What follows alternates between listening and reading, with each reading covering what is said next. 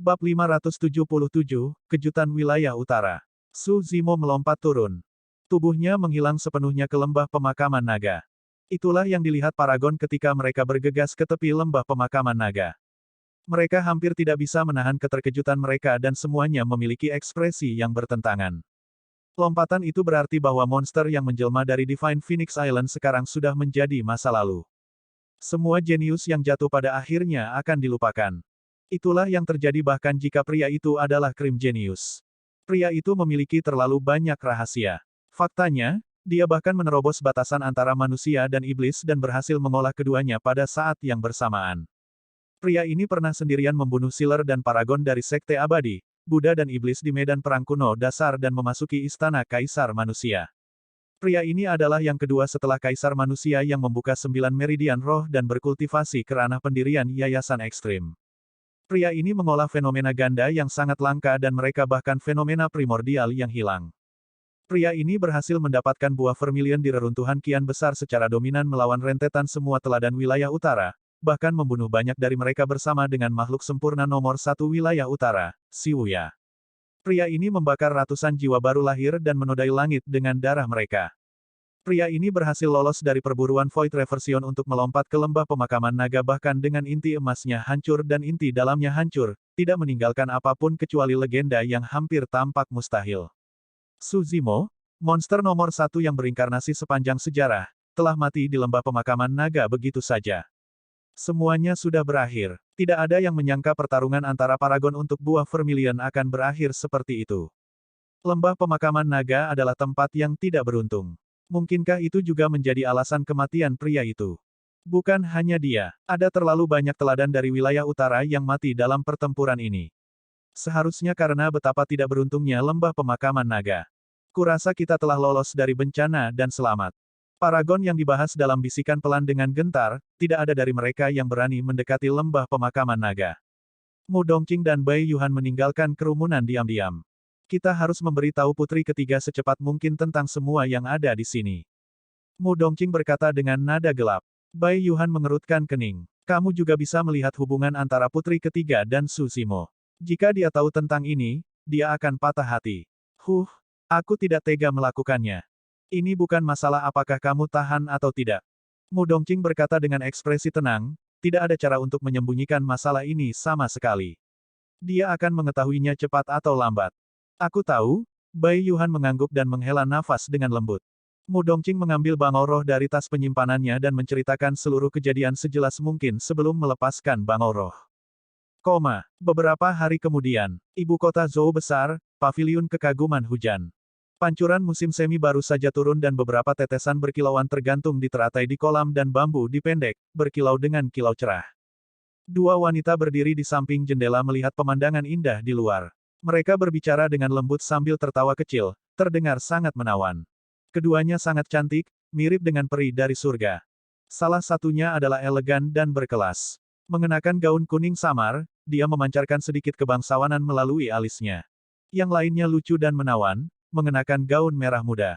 Setiap senyumnya mengubah matanya menjadi bulan sabit. Kakak, selamat. Ayah akan mewariskan kursi tahta kepadamu, kata gadis berbaju merah muda sambil memiringkan kepalanya dengan senyum ceria dan ceria. Wanita bermartabat itu menggelengkan kepalanya. Tidak ada yang perlu diberi ucapan selamat. Lagi pula aku seorang wanita. Pasti ada orang yang keberatan dengan saya mewarisi tahta. Petik 2. Apa yang Anda takutkan? Ayah mendukungmu. Gadis berbaju merah muda itu mengangkat tinjunya. Wanita anggun itu tidak menjawab dan hanya menatap ke kejauhan dengan pikiran yang dalam. Lama kemudian, dia akhirnya berbicara, Yaner, sebenarnya, itu semua karena satu orang ayah akan memberikan tahta kepadaku. Saya tahu, Tuan Muda Su. Gadis berbaju merah muda itu berkedip dan berkata sambil tertawa. Ya, wanita elegan itu mengangguk. Zimo ada di Extreme Foundation Establishment, yang kedua setelah Kaisar Manusia. Baik ayah dan senior Zhou Agung sangat menghargai potensinya. Itu karena aku punya hubungan dengan Zimo, oleh karena itu. Gadis berbaju merah muda tidak bisa tidak menggoda di sini, kakak, hal-hal antara kamu dan Tuan Muda Su jauh dari ikatan sederhana. Menurutku, kalian adalah pasangan, hehe. Gadis bodoh, kamu tidak tahu apa-apa. Wanita elegan itu melirik gadis berbaju merah muda dengan cara yang menawan. Dua wanita tak tertandingi di Rain Admiration Pavilion adalah saudara perempuan, Ji Yaoxue dan Demones Ji. Saat itu, seberkas cahaya roh melintas dan melengkung di udara, terbang menuju Ji Yaoxue. Ji Yaoxue sedikit mengernyit dan bergumam, itu adalah bangau roh. Apa yang terjadi? Menjangkau dengan tangannya yang halus seperti batu giok, dia menerima bangau roh. Ketika dia membukanya, dia membeku di tempat dan darah mengalir dari wajahnya. Lama kemudian, sosok Ji Yaoxue bergoyang dan dia hampir jatuh. Mencengkeram ke lorong jendela paviliun kekaguman hujan, dia menggunakan begitu banyak kekuatan sehingga kuku jarinya menggali jauh ke dalam kayu. Iblis Ji bergegas maju untuk mendukung Ji Yaoxue. Saya baik-baik saja. Ji Yaoxue menggelengkan kepalanya dengan lembut. Meskipun dia masih bisa berdiri, kesedihan yang tak terpecahkan melintas di kedalaman matanya. Kakak, jangan marah. Iblis Ji beringsut ke depan untuk melihat karena penasaran. Apa? Dia tidak bisa menahan diri untuk tidak berseru ketika dia membaca apa yang ada di bangau roh. Setiap berita tentang bangau roh lebih eksplosif daripada yang lain. Pernyataan terakhir dengan jelas menyatakan bahwa kultivasi Suzimo hancur seluruhnya dan dia melompat ke lembah pemakaman naga. Juga, pengembalian Void dari Istana Kaca menyatakan bahwa dia akan menghancurkan keluarga Su dan tidak menyayangkan siapapun. Tidak ada perbedaan antara melompat ke lembah pemakaman naga dan kematian.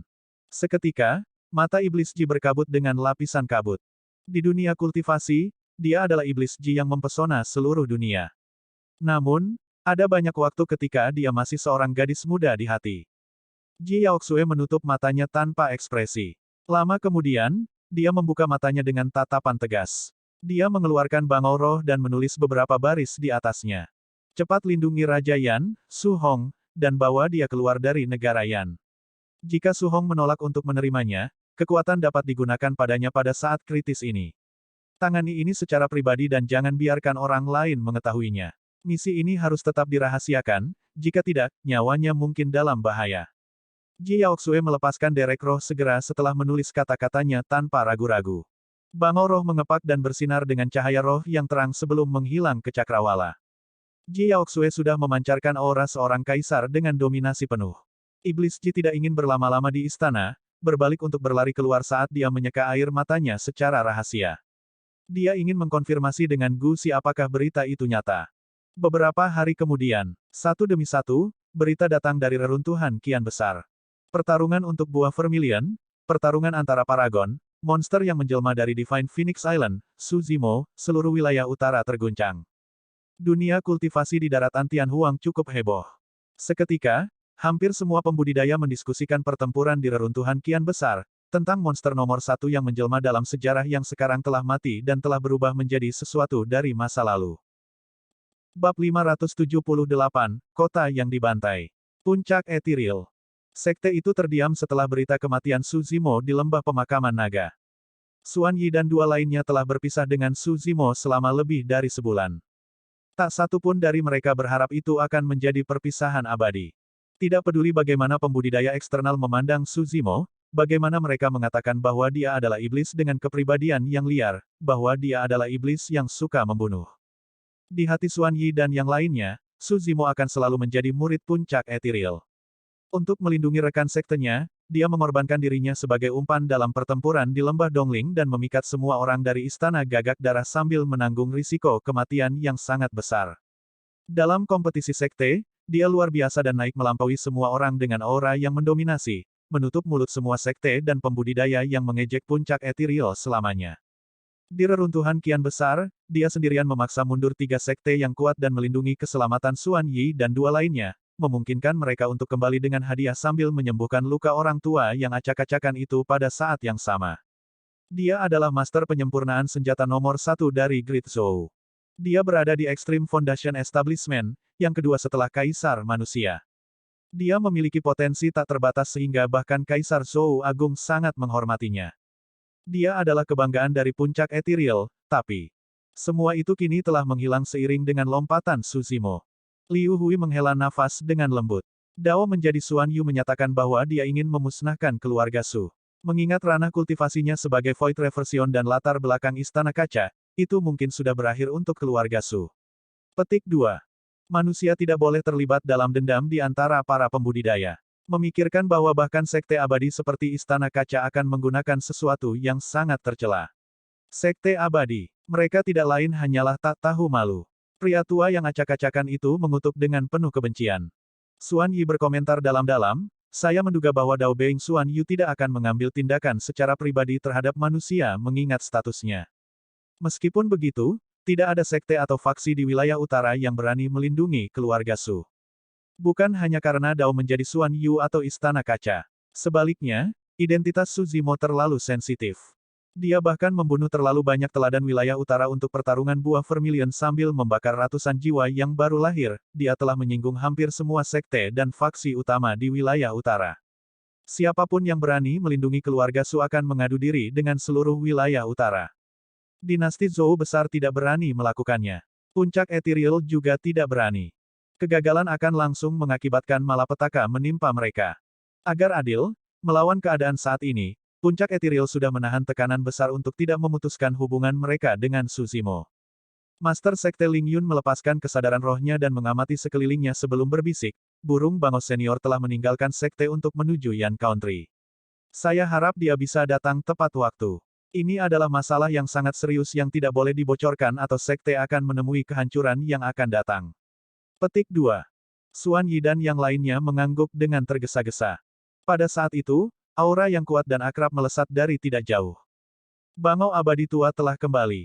Semua orang dari puncak Ethereal diperingatkan. Mendorong melalui pintu, bangau tua yang abadi tidak bisa menyembunyikan kelelahannya dan mengamati sekelilingnya sebelum menghela nafas. Aku terlambat. Setelah mendengar itu, semua orang dari puncak Ethereal merasa jantung mereka berdetak kencang. Bangau tua yang abadi melanjutkan, Xuan Yu tidak muncul secara pribadi karena statusnya. Dia mengirim lusinan murid Istana Kaca dalam kelompok ke ibu kota negara Yan dan Raja Yan, Su Hong, tidak dapat ditemukan dimanapun. Petik 2. Semua orang dari puncak Ethereal menghela nafas lega tetapi mereka bingung.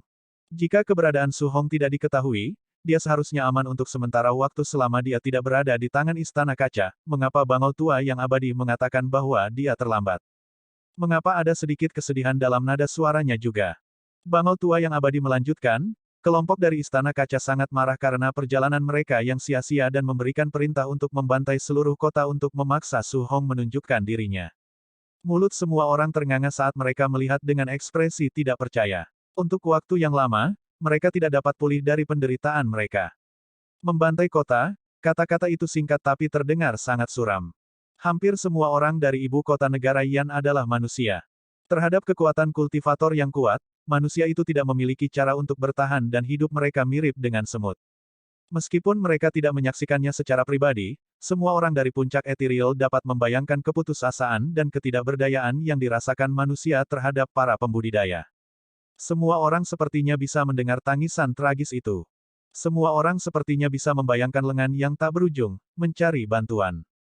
Bangau tua yang abadi menutup matanya, seolah-olah dia tidak tahan untuk mengingatnya, dan menghela nafas. Pada saat saya tiba, ibu kota Yan dipenuhi dengan sungai darah dan gunungan mayat. Itu menghancurkan dan tampak seperti neraka. Pria tua yang acak-acakan itu mengatupkan giginya dan menggeram, "Bastard." Menciptakan pembantaian seperti itu terhadap manusia karena dendam para pembudidaya. Apakah mereka benar-benar tidak takut akan pembalasan surgawi? Suara Liu Hui bergetar. Tidak ada yang namanya pembalasan surgawi di dunia ini, ejek Xuan Yi pahit.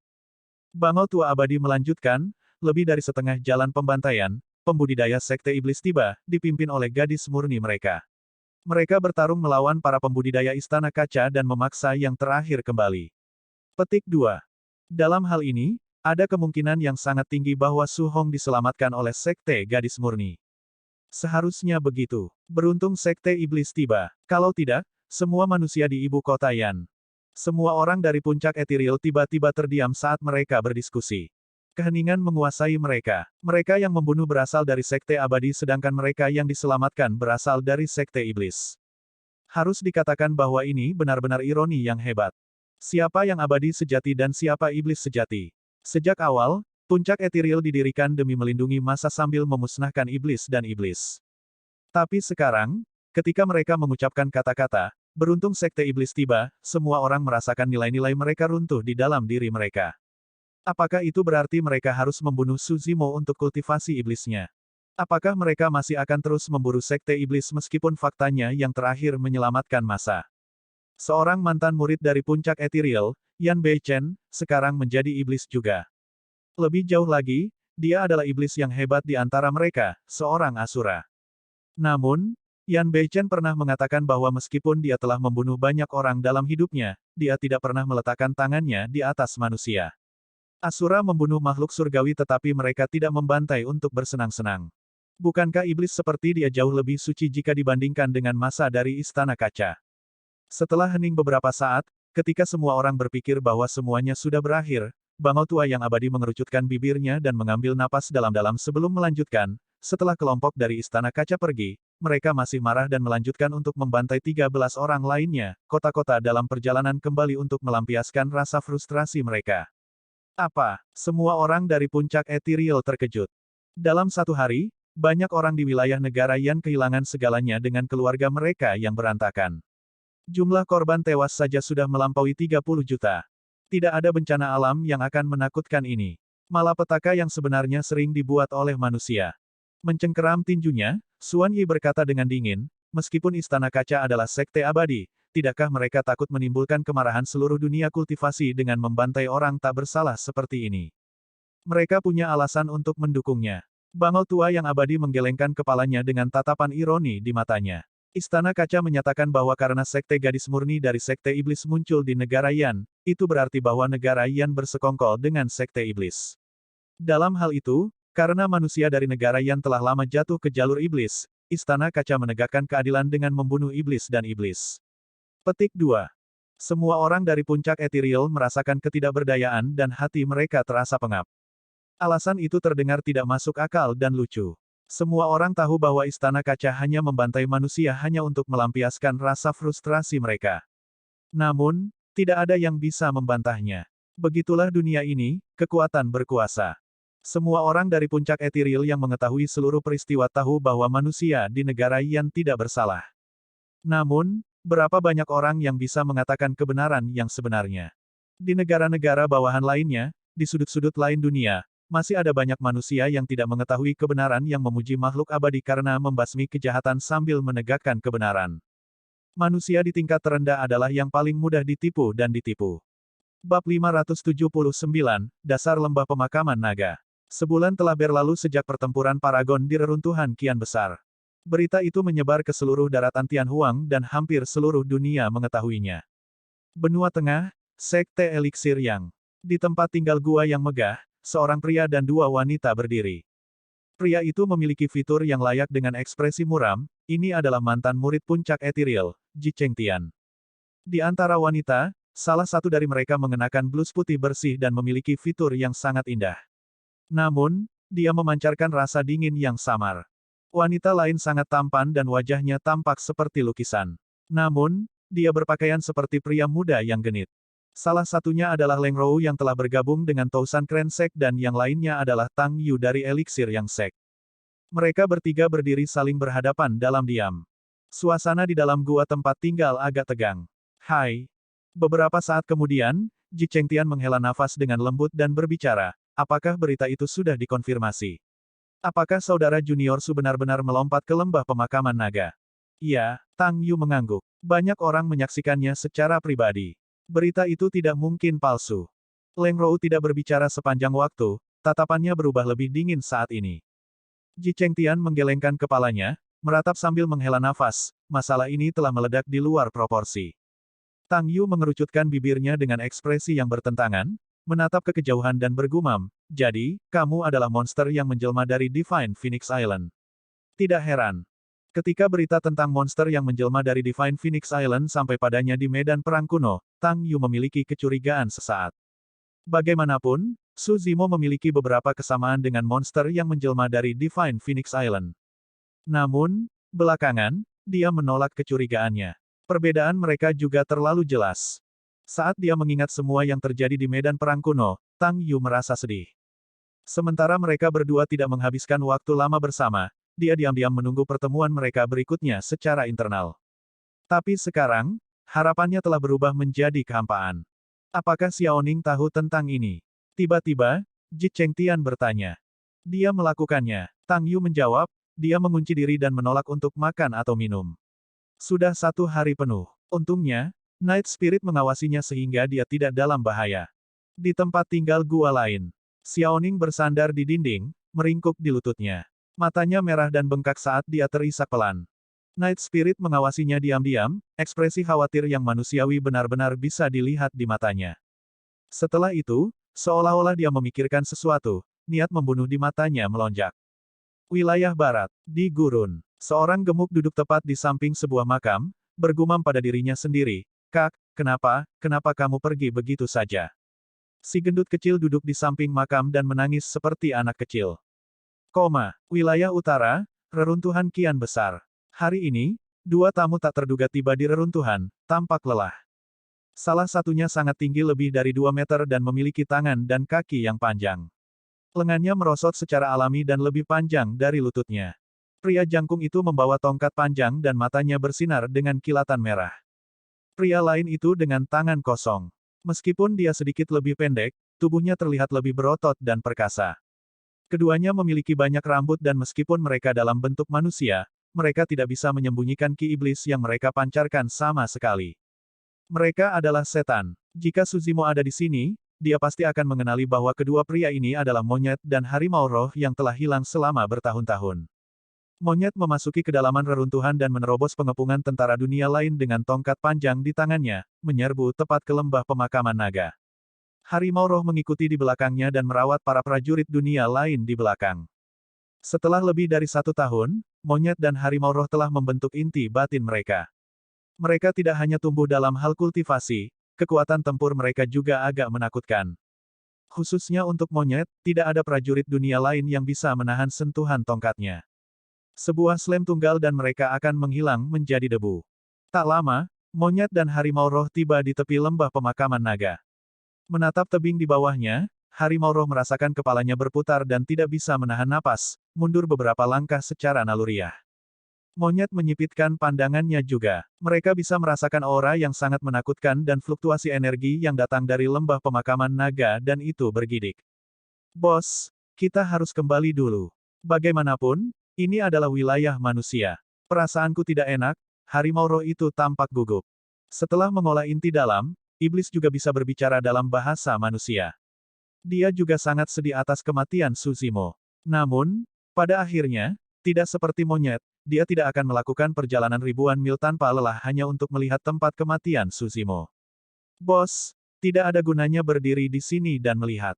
Dia sudah melompat." Harimau roh membujuk lagi, "Kita harus kembali dan mengambil alih beberapa gunung. Hari-hari kita akan sangat menyenangkan saat itu." Monyet tidak menjawab dan hanya menatap lembah pemakaman naga dengan tenang. Kilatan merah di matanya meningkat dan niat membunuhnya hampir nyata pada saat ini. Lama kemudian, monyet akhirnya berbalik perlahan. Kilatan merah di matanya memudar secara bertahap saat dia mengangguk ke harimau roh. "Ayo pergi." Monyet dan harimau roh melayang di udara dan menghilang di cakrawala dalam sekejap mata. Tidak lama kemudian, air mata raksasa terbuka di kehampaan di atas lembah pemakaman naga tanpa peringatan, melonjak dengan angin dingin. 2 sosok melompat keluar dari dalam. Orang tua di depan masih agak tenang. Namun, hal yang sama tidak bisa dikatakan untuk orang lain saat dia jatuh terhuyung-huyung dengan ekspresi pucat. Kakinya goyah dan dia hampir tidak bisa berdiri. Orang tua itu mengenakan mahkota Konfusianisme dan jubah panjang. Pipinya merona dan janggutnya yang tinggi bergoyang lembut tertiup angin. Jika sebuah meja muncul dan dia memegang balok kayu dengan tangan kirinya dan kipas lipat dengan tangan kanannya, lelaki tua itu akan benar-benar menyerupai seorang pendongeng yang berkeliling dunia. Pria yang keluar kemudian agak gemuk dengan ekspresi pucat tanpa janggut. Ini adalah Lin Xuanji, pria yang pernah memasuki lembah tulang naga, salah satu dari 9 tempat terlarang, bersama dengan Suzimo. Sesampainya di tepi lembah pemakaman naga, lelaki tua itu menunduk dalam diam. Lin Xuanji menghela napas pelan dan tidak bisa menahan diri untuk bertanya, "Orang tua, ada apa di lembah pemakaman naga? Bagaimana menurutmu?" Orang tua itu berbalik untuk melihat Lin Xuanji, bertanya secara terbalik. "Tidak lebih dari setumpuk mayat." Saat Lin Xuanji berbicara, dia melihat ekspresi aneh di wajah lelaki tua itu dan sebuah pikiran melintas di benaknya dan dia takut dengan kemungkinan itu. "Orang tua, tidak mungkin ada orang yang hidup di bawah sana, kan?" Pria tua itu tertawa aneh sebagai pengakuan diam-diam. Menggosok dagunya, Lin Xuanji berkata dalam-dalam, kalau begitu, ada kemungkinan anak itu masih hidup. Dia mengungkapkan ekspresi gembira dan tertawa. Seperti yang saya katakan, nasibnya sangat pantang menyerah. Bagaimana bisa seseorang yang begitu energi setelah makan telur naga di lembah tulang naga bisa mati dengan mudah? Pria tua itu menggelengkan kepalanya dengan ekspresi acuh tak acuh. Kamu melewatkan poin utama. Hah?